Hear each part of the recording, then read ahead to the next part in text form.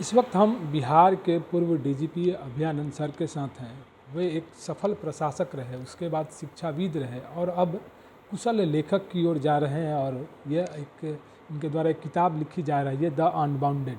Sir मेरे साथी हैं, सर से जाने सर ये पुस्तक का जो नाम है वो कैसे आपने डिसाइड किया? सबसे पहले तो मैं सुधार कर दूं, द अनबाउंडेड नहीं है, ये पुस्तक का नाम है अनबाउंडेड, ये टाइटल है और सब टाइटल है my experiments with law, police, physics and super 30। ये 4 चीज़ों पर मेरी पूरी ज़िंदगी इन्हीं 4 चीज़ों के इर्द गिर्द रही है।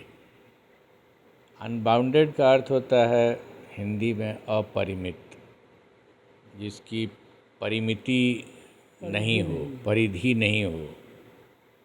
ये बात सब लोग जानते हैं कि ज़िंदगी में परिधि हर व्यक्ति के चारों तरफ रहती है और वही उसकी मर्यादा होती है।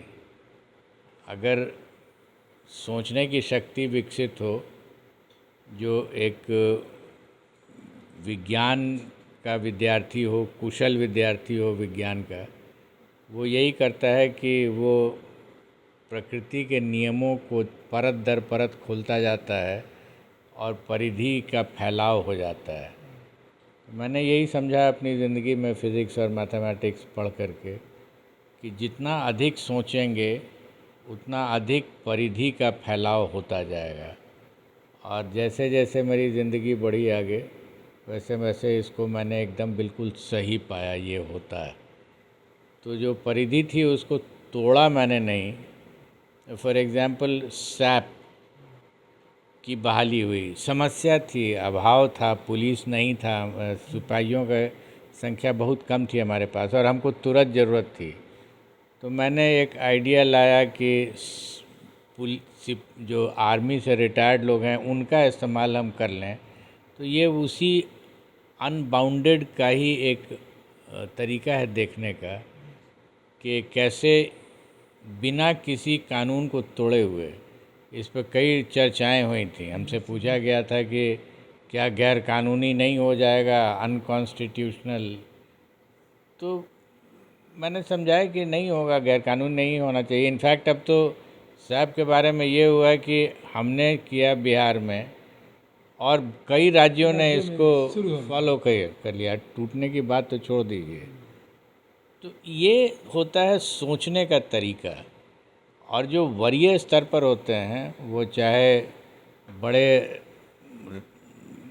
मंत्री हों, आईएएस ऑफिसर्स हों, आईपीएस ऑफिसर्स हों, जो हेड करते हैं, उनका काम अनबाउंडेड रूप से सोचने का होता है।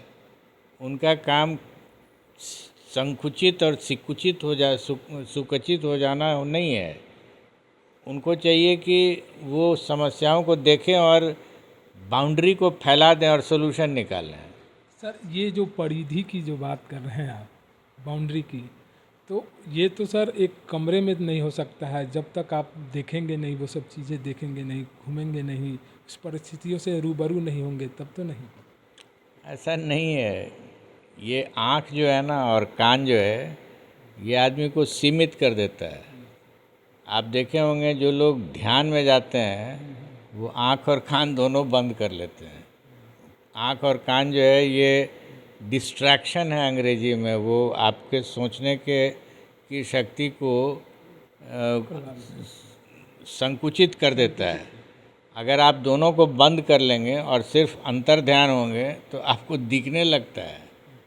तो ये जो टॉप लेवल पर लोग हैं उनको देखने की उतनी आवश्यकता नहीं है जितना समझने की आवश्यकता है। सर आपने अपने कार्यकाल में जब आप महानिदेशक थे यहाँ पे, तो जो स्पीडी ट्रायल है और जो है साइंटिफिक जो पुलिसिंग में जो है वो जांच जो प्रक्रिया, क्या अभी उस परिदृश्य को और आगे बढ़ाने की ज़रूरत है?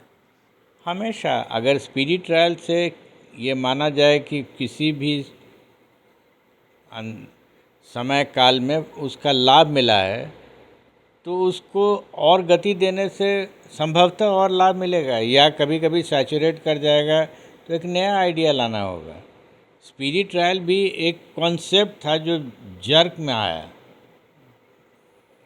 क्यों? ट्रायल तो हमेशा हो रहा था, लेकिन अगर सज़ा बहुत अधिक द्रुत गति से मिलेगी तो आदमी शॉक्ड हो जाता है। जो क्रिमिनल होगा वो शॉक्ड हो जाता है, उसको उसका दिमाग नहीं काम करता है कि अब हम करें क्या। जब तक हम उठ पाए, सोच पाए, तब तक सज़ा हो गई। और जी सर, जो साइंटिफिक रिसर्च का जो ये कॉन्सेप्ट कैसे आया कि या किसी अनुसंधान में जो है वो दिक्कतें होती थी, उस केस के जो है लास्ट स्टेज तक नहीं पहुंच पाती? गवाह जो होता है ना, आप देखेंगे इधर झूठ बोलने की प्रवृत्ति बहुत बढ़ी हुई है। हर आदमी पार्टी बन गया है, चाहे तो इस पार्टी में है या उस पार्टी में है, तो झूठ बोलता है, अपने लिए झूठ बोलता है, अपनी जो परिस्थिति है उसके लिए वो झूठ बोलता है। तो कोर्ट को भी दिक्कत होने लगती है। कोर्ट को समझ में नहीं आता है कि हम इसकी बात माने कि उसकी बात माने। कोर्ट भी कोई अंतर्ध्यान होकर के तो नहीं देख पाता है ना। तो अगर उसको एकदम प्योरली वस्तुनिष्ठ वैज्ञानिक साक्ष्य मिल जाएगा तो वो करेंगे, सज़ा देंगे, और सज़ा देंगे तो बहुत संतोष के साथ देंगे कि हाँ, जो हमने सज़ा दी है वो उचित दी है। सर, अभी का जो देखा जाए, जो अभी बिहार का जो है पुलिसिंग सिनेरियो है, उसमें और क्या आपके अनुसार जो है कुछ एक्सपेरिमेंट या कुछ बदलाव होने चाहिए, ताकि और जो है कई अन्य राज्यों की जो पुलिसिंग से जो है हम उस धारा में जो जुड़ जाएं कि जैसे महाराष्ट्र की पुलिस है, तो उस लेवल तक अभी तक बिहार की पुलिस कहाँ तक पहुँच ये जो क्षेत्र है, अब उस पर सोचने का अधिकार मेरा नहीं है। जो लोग अभी काम कर रहे हैं उनका अधिकार है सोचने का, उनको सोचने दीजिए। उनको तनख्वाह ही मिलता है सोचने के लिए। मुझे जब सोचना था तो मैंने सोच लिया। सर, बुक में और कौन सी जो है आपकी जो कसक है जिसे आपने बुक के माध्यम से बोलना चाहा? टेम्परामेंट डेवलप शायद नहीं हो पाया, मेथडोलॉजी तो दिखाई पड़ा। लोग जाने कि हाँ ऐसे करने से होता है, तो वो दृष्टांत मात्र रह गया, लेकिन वो व्यवस्था का अंग नहीं बन पाया। तो ये थे पूर्व महानिर्देशक अभयानंद सर, जो एक किताब लिख रहे हैं, और किताब जो है 5 अगस्त को है वो सभी के सामने आएंगी, रिलीज होंगी। तो देखना होगा कुछ और क्या जो है सर ने अपने पुलिसिंग विभाग में जो किया और जो करना चाहते थे, उसकी जो है एक परिदृश्य सभी के सामने देखने को मिलेगी।